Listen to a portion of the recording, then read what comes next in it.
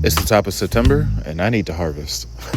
Oh, Pittsburgh soil, where melodies find roots in my Before we get to the harvest, I want to not bury the lead and not talk about the ginormous sunflowers that I have all around my yard.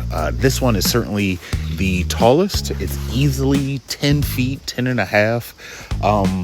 People have been asking me what is the secret, and honestly it's just like getting them in the soil early.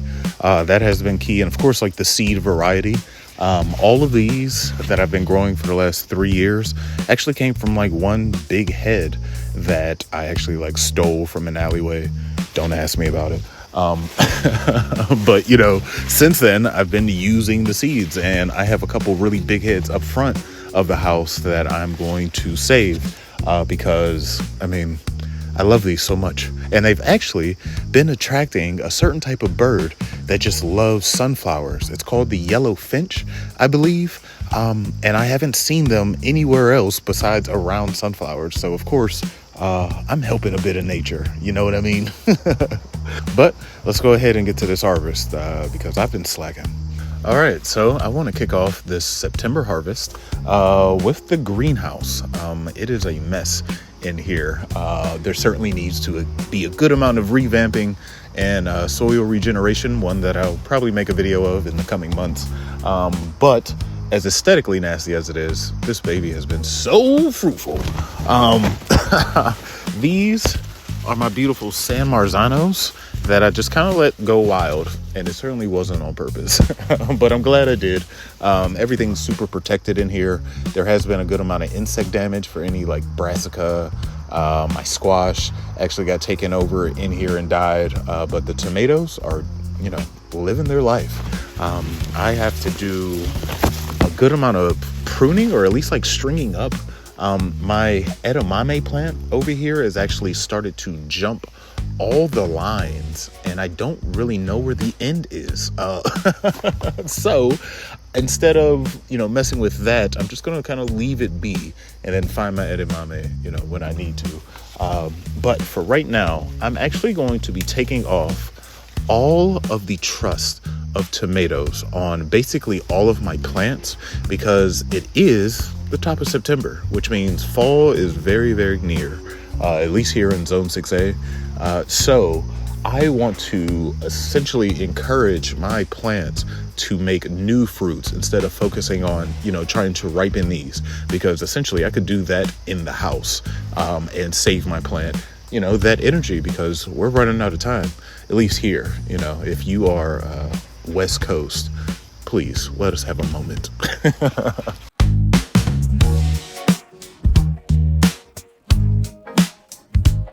Here we are at the pepper bed, which has been crushing it all summer long. This is my second very successful year of peppers. I think last year I did myself a disservice. I didn't store or preserve nearly enough peppers to get me through the wintertime. So this year that is a big goal for me. And if I only grew chilies, I think I would be okay. Because the chili plant is going nuts. Same thing with the other chili plant on the other side of the yard. These are just like very fruitful growers, but so are the rest of the peppers in this bed. Here's my hot cayenne bush.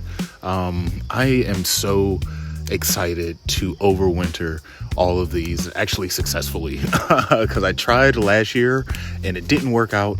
I had to switch a couple things in the house, but I'm so excited because all of these plants are so fruitful, which means that their roots are crazy established. They are such mature plants that I can see so many little nodes already getting ready to pop off. That's why, again, all throughout this entire video, I'm stripping down all of the plants, almost to all of the flowers, just because it's that time of the year. Here we are now at my giant macaroni pepper bush. This thing is wonderful, and I have to say, this is my first year growing the giant macaroni, and I need to have it in my garden until the end of time.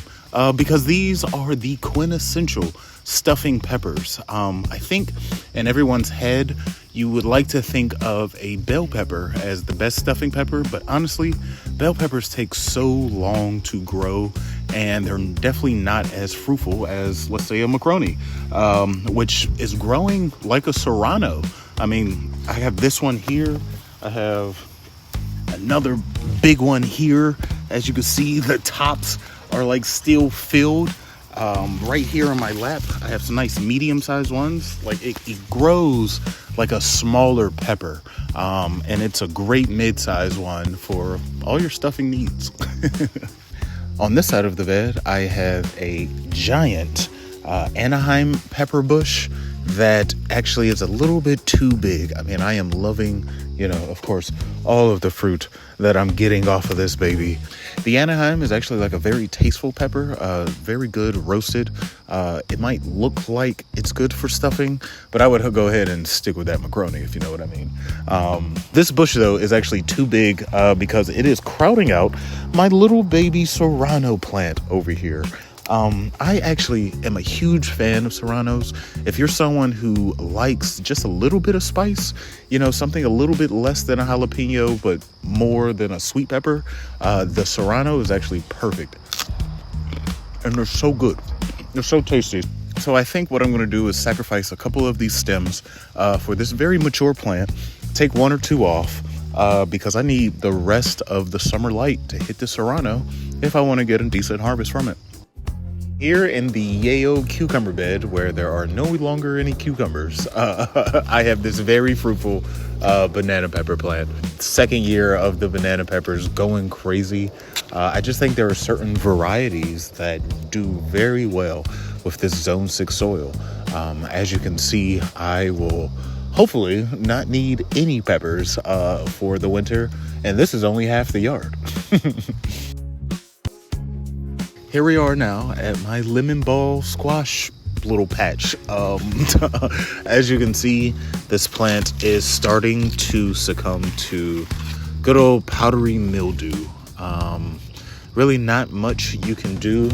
It's that time of the season where a lot of your squash and zucchini are going to start to grab a bit of disease. You can, of course, prune off the affected leaves to go ahead and extend the life much, but I mean, once it gets your plant, the best thing you could do is just harvest as much as possible. And if you think you have time, go ahead and put another squash, zucchini, what have you, in the ground. Over here in what was my failed sweet potato bed, I have some pretty productive plants. I'm still pretty disappointed in this bed. I will get my redemption during the fall. But, as far as growth, the plants that are in there, they're crushing it. Here I have my chilies that are super abundant. I have a feeling that the majority of this harvest is going to be peppers and tomatoes. But over here I also have a overgrown eggplant. Check this thing out. Ooh.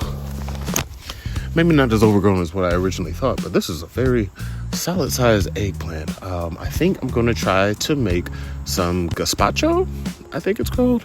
Someone was just telling me about a few different eggplant recipes, so I'm going to go ahead and try this baby out because this is picturesque, This is the emoji that you send to people. So here we are by the little potato patch that I grew in all of the 5-gallon water jugs that I have. I actually don't know what's in here, of course, because the potatoes hopefully are buried nice and secure inside the soil, but I actually don't know. So I have 2, 4, 6. I have 6 of these, and let's see what I get.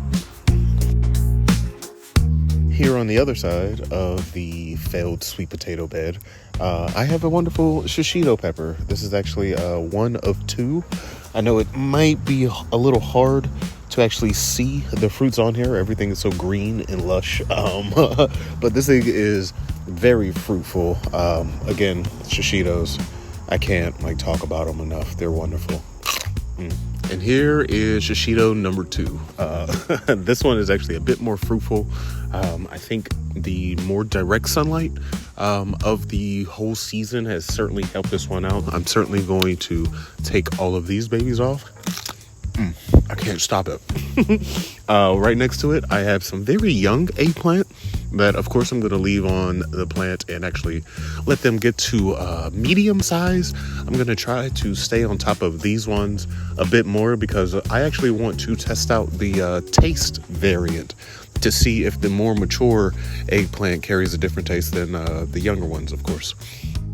So over here in what used to be the peen and bean bed, I have 3 4-foot tall okra plants. I am so proud of myself for this because this is my first year growing okra. The last video, entitled Cooking with Okra, I actually talk about how okra is one of the oldest vegetables that humans have been consuming. I did a little history piece on there. Check that out if you are interested. Someone commented on that video and told me that I was actually leaving my okra on for way too long. Like, this is a okra that is way too mature, and that is why the outside skin is very rough. Now, it's still very edible. Of course, I'm still going to eat these, but I should be harvesting my okra almost 3 times a week, it seems, because all of these plants are very fruitful, very productive, and I have so many flowers up top that I know within the next week or so I'll have another harvest that I should do. So along with everything else I have harvested, I have to figure out which processing and storing method I'm going to use for okra, because I don't want to give it all away, and I'll be cooking bamia during the wintertime, believe that. So here we are at the successful sweet potato bed that's doing well. Nothing to harvest yet, but as you can see, I am sitting right next to a very, very fruitful chili plant. I think this is number 4 in the yard. You know, if you just want to start referring to me as Pepper Daddy, you can go ahead and do so, because I think it's appropriate. You know, all the summer classics, you know, the ones that really last the summertime, are doing very well. I've gone through cucumber harvest, I've gone through squash harvest, I've gone through herb harvest, and at the end of the summer, what you really want is not a motorcycle.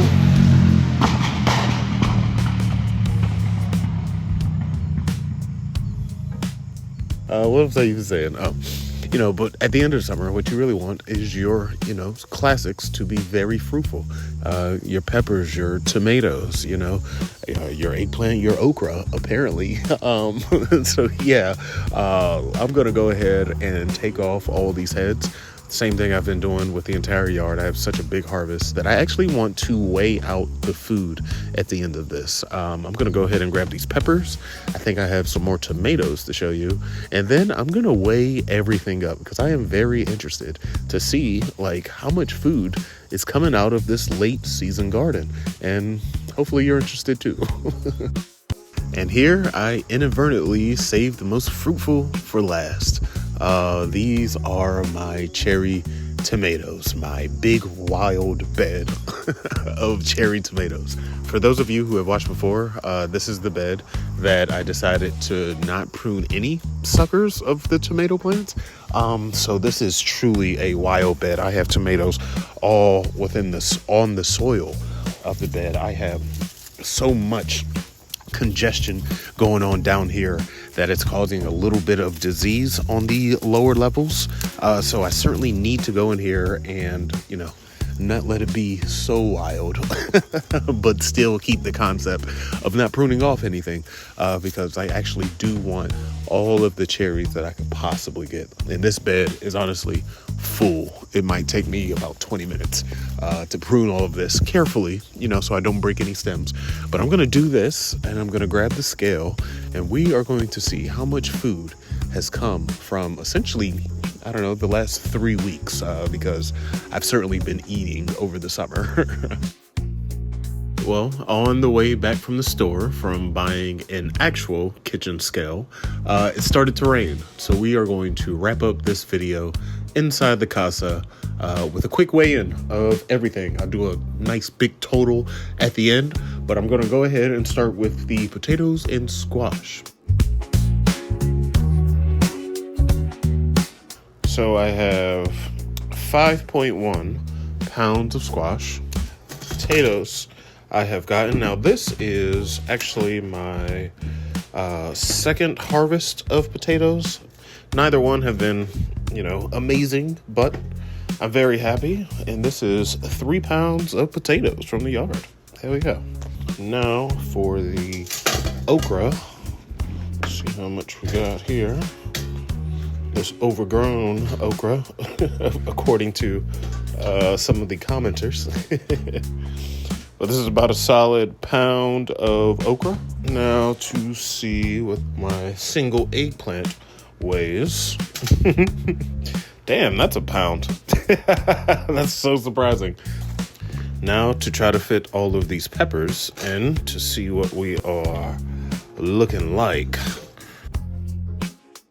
Okay, we are looking at 5 pounds. And now for the proverbial stars of the show. Let's see what we got for these tomatoes.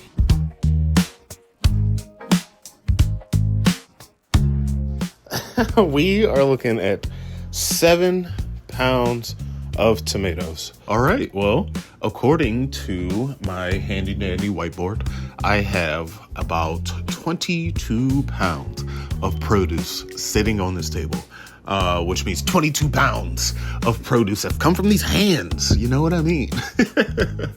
Out of my relatively, small garden, I am so excited and happy with the production and growth of this very late summer, early fall garden of mine. Now, everything besides, my potatoes, which were a season-long thing, had been picked from the plant clean, which means there's absolutely no berries, fruit, veggies, nothing left on these plants, so they can focus all their energy on producing new fruits for this next harvest of mine, which hopefully should be in another 2 to 3 weeks.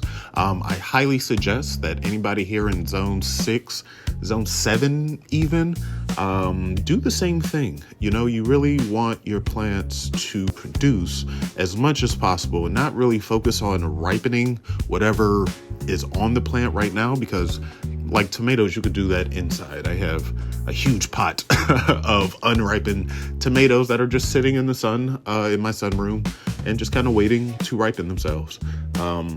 As I was going to the store, I started to think about all the processing and things that I'm really going to have to do to make sure that this food is self-stable for the next few months. So I went ahead and grabbed some mason jars, just brand new ones, to make sure that your old mason jars are super clean is a bit of a hassle, and mason jars go for pretty cheap. So if you plan on doing a lot of processing, just go ahead and buy some brand new ones. I have some half quart ones here. I have some half gallon ones down on the floor. I really plan on putting my hot sauce in there, just making like huge half-gallon things of hot sauce because I have so many peppers that I really need to figure out what I'm going to do with besides stuff the big ones. But that's going to do it for me. If you liked what was going on here and want to see more of the garden, please subscribe. Check out some of my older videos. But until next time, I'll be here gardening. Oh, Pittsburgh soil, where melodies find roots. In my garden of jazz, wearing dandy boots. Nature's got the beat and the blossoms hum. Every flower's a note in this lifelong drum.